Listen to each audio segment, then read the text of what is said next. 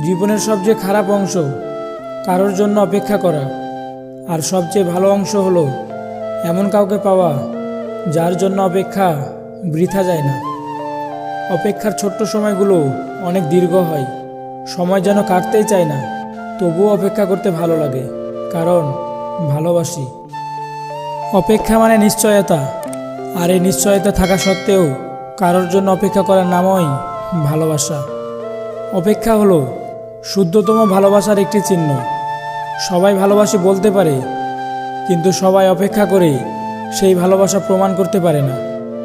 অপেক্ষায় আমাদের ইচ্ছাই প্রকাশ করে আমরা আসলে সেটা কতটা চাই।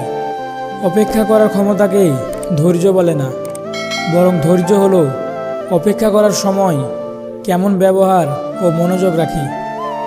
অবশ্যই অপেক্ষার প্রহর শেষ হবে যদি কেউ সঠিক সময় পর্যন্ত অপেক্ষা করতে পারে। অপেক্ষা করো তার জন্য যে অপরিচিতদের কাছেও তোমার কথা বলে। কোনো কিছুকে যেতে দেওয়ার মতো শক্তিশালী হও, এবং তুমি যার যোগ্য তা পাওয়ার অপেক্ষা করার মতো ধৈর্যশীল হও। অপেক্ষা করাটা কষ্টকর, ভুলে যাওয়াটাও কষ্টকর, কিন্তু কোনটা করা উচিত না সেটা বুঝতে পারাটা